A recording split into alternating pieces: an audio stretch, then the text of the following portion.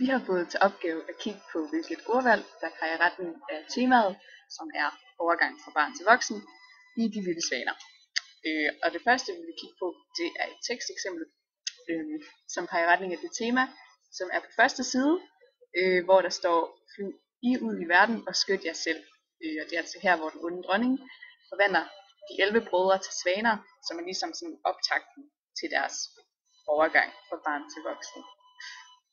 hvor de bliver sendt ud i verden. Et andet eksempel på overgangen fra barn til voksen ses på side 3, hvor der står, natten blev så mørk, altså hvor at det er mørkt, og det er sådan et symbol på, at det viser, at hun ikke helt er bevidst på noget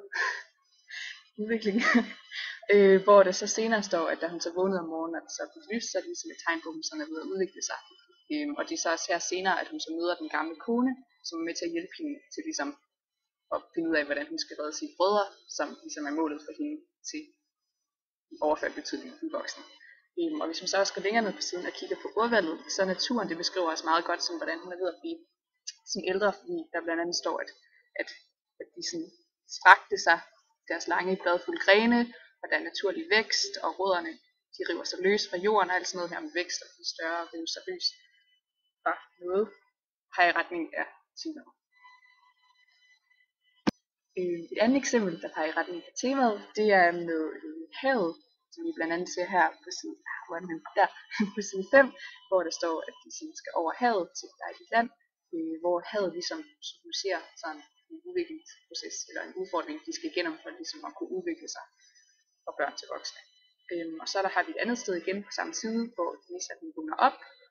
med svanevingerne, hvor vi igen har det her, hvor hun sådan, går fra at være ubevidst til at blive bevidst med den her opvågning, hvor hun så møder sine brødre, og de så som skal over havet, som ligesom symboliserer den her udvikling.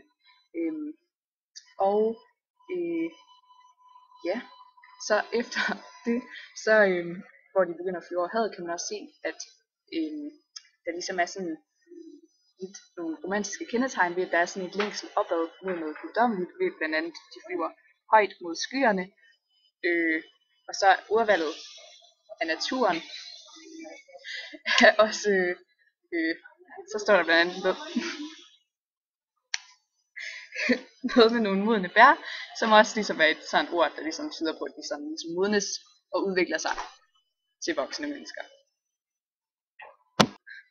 Okay, så er der endnu et eksempel, hvor når de fløjet ud over havet, så er der den her ensomme klippe, som de lander på, som skal ligesom symbolisere sådan et sådan rum, hvor de ligesom, hvis de ikke landede på den, ville de ikke kunne udvikle sig videre, så det er ligesom sådan en step i retning af deres udvikling. Okay, det aller sidste eksempel, det er der, hvor Elisa hun får sin stemme igen og kan tale, hvilket ligesom symboliserer, at hun er helt blevet voksen, fordi voksne de kan tale for sig, og det kan børn ikke. Bum. Hun må ikke tale